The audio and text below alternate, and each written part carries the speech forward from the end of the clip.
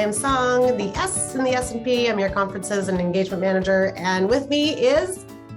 Hi, this is Paul. I'm the P in S&P.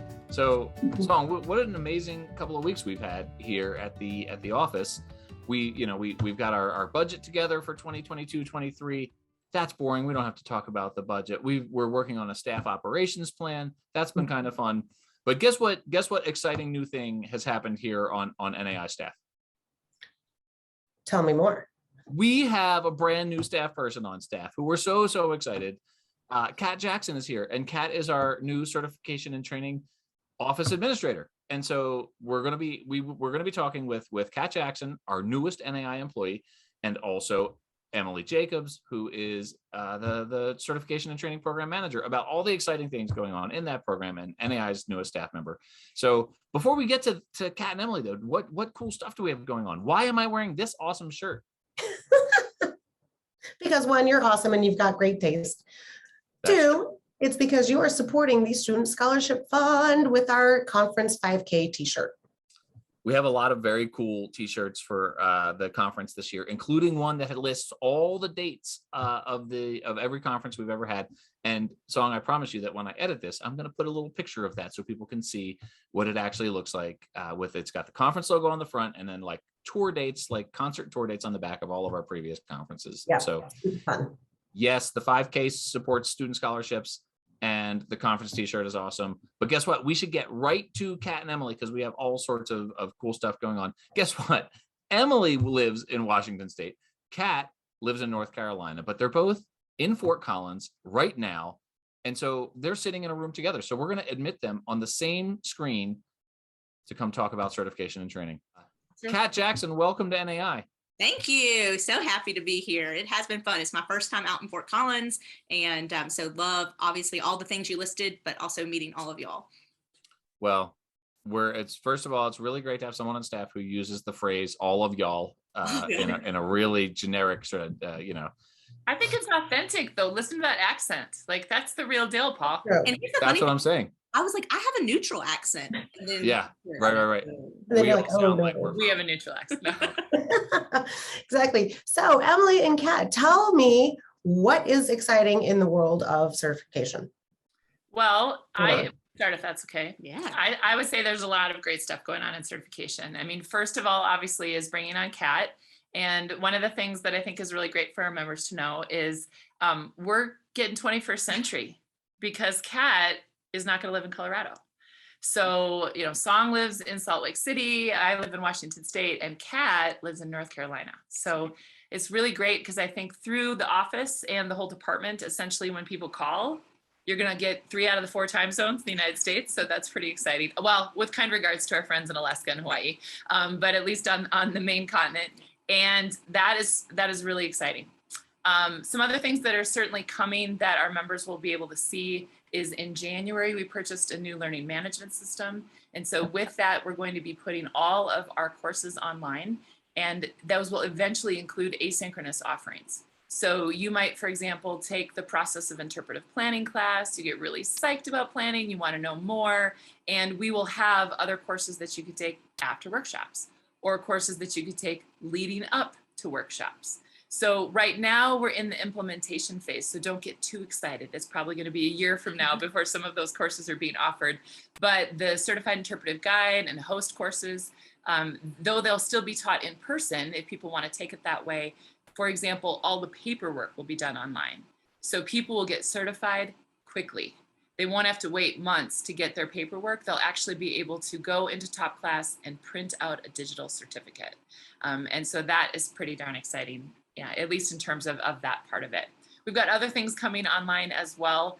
I guess I'm just really excited. No, go for it. But we also, some of you know that we've been working for several years on revising the standards by which we certify. That was a several-year process. We were about then to launch into the revision of all of our certifications. And then, this little pandemic hit that kind of changed timing a bit.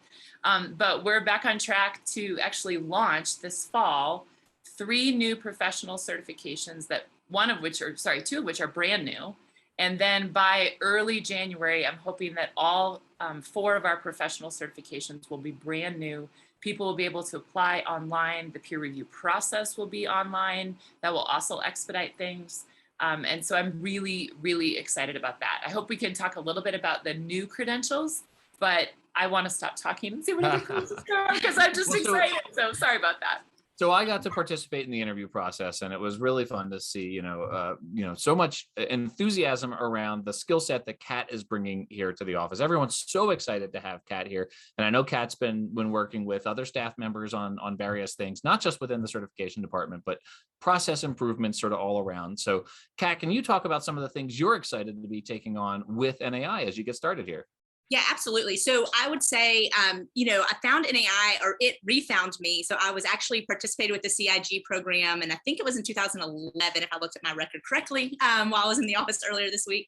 And it was one of the best trainings that I've ever taken to date. And that's coming from a career in certification and training, instructional design.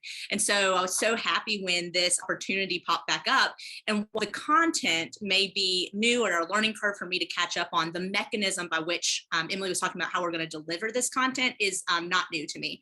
And that's what's really exciting. So the vendor that we've chosen for our online learning management system, I'm very familiar with. It integrates wonderful with our membership database that NAI uses. And so being able to really leverage those platforms and see how that can transform the certification and training department, but also throughout the rest of NAI. And I think it's really about accessibility and also increasing transparency so that amongst staff, we can see all the moving pieces at any given time, but so too can our members. So they can see where they are in the process. And I think that is just going to open up a lot of great questions and pushing the boundaries of where we can go next. And I'm really excited to be able, again, to kind of leverage the technology pieces that I have used in the past experience that I've had over to NAI. I'm so excited because you two are so excited. It's coming over through the office, and I'm just like, let's do the wave. You ready? Woo! So Emily, you mentioned you were excited about some of these new certifications that we have coming online, especially with the advent of our top class learning management system. What new certifications do we have? What are the new things that people are going to be able to get certified in through NAI? So I love that you asked that question. Obviously, I asked for it because that's how excited I am. But most of you probably know that we have 4 professional certifications. People are used to, for example, becoming a certified trainer so that they can teach the guide and the host course. But one of our most underutilized certification programs is the Certified Heritage Interpreter. And really, that's always meant to be your professional frontline interpreter. And when it was originally envisioned 20 years ago, there was more overlap between people who were doing personal programs with the public and non-personal, things like wayside exhibits and signs and that kind of thing. Well, of course, that whole realm has completely blown up in the last 20 years. And so we actually are we're taking that certification and we're splitting it into 2. And so you will be able to either certify as an advanced interpretive guide. So you'll be submitting several videos of you giving different programs, really showing your prowess in the field. And that can be both digital, virtual interpretation, as well as with actual live humans who are in the same space with you. And then we will also have this brand new, and this is the one I'm probably the most excited about, certified media interpreter. And so really honing in and specializing on those skills. As I always joke, but it's true, we never imagined that people would be making interpretive TikTok videos 20 years ago. And so how do we capture that and recognize that skill set? So those 2 are going to be new. And then we also are revising all of our other programs. So we're updating the standards by which we're certifying. Another thing that will be new for us is that when you decide to be a trainer for NAI, most people are used to going to our Train the Trainer workshop and then completing the certification afterwards. But it's going to be the other way around. You will go through the CIT first, which is on your own. You'll apply, you'll submit materials that will go through peer review, and then you'll go to the Train the Trainer class. And what that really will allow us to do is open up what we talk about in that course. We can't teach to our own test technically. So right now when people are taking the Train the Trainer, it's this weird kind of, here's some content that you might want to have, but you should know this already to certify. So by certifying first, it's really going to allow us to do a lot more instructional content on training. And make it almost a little bit more of like a trainer's network, different techniques, which I think will be really exciting. And then the last thing, but this is a little bit off, this is probably mid to late 2023, is we are taking the CIG And we're also building out from that 3 certificate programs. So you'll be able to certify in the 2.0 version of CIG, which will include things like interpreting difficult topics, things we don't talk a lot, as Kat went through the program in 2011. I went through the CIG in 2005. The content hasn't changed a lot, but there's opportunities to include new things like working with folks who have different abilities, talking about neurodiverse visitors, for example. So that will be a new program or revised program. And then we will have a introductory certificate in non-personal interpretation and an introductory certificate in dialogic style. So really exciting about where we're going in terms of being able to provide training opportunities. Kat and I need to work on developing the curriculum. And truthfully, the committees have to help us figure out the certification standards first. But then we're going to need a little bit of time to train our trainers so that they can plug into that network and start offering those courses. So we're a little bit busy, and that's just certification. There's all these other things we want to do with training. So a lot of things are going on. Awesome. All right, we need to get to know Kat a little bit here real quick. So Kat, I have 5 rapid fire questions for you. Let's do it. Wait, are you ready? All right. How many cups of coffee do you have in the morning? 2 large cups of coffee. All right. All right. Does your car have a name?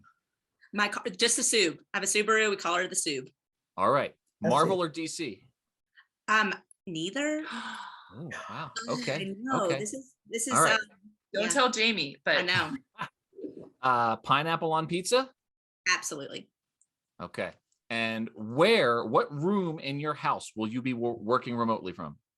It is a room that has a lot of functionalities. It is an at-home gym and an office and a playroom. Fantastic. All right. All right. Well, Kat and Emily, Song, this is, so we we're on Zoom here, sort of out of habit here, but I think there's got to be a better way to say goodbye to wrap this episode up. What do you think? Okay. Yes. I am calling a partial staff meeting in the Zoom window with Kat and Emily. So okay. Let's do it. Okay. They're going to teleport in. We're timing you. Or they're going to see how fast they can run over. Who's going to get here first? Right. I'm thinking Song. Oh, my bet was on Paul. Your bet was on. All right, let's see. Oh, see, Song's here first. We were ready. We were totally ready. We were like, who's going to win? I didn't know we were running. Bye,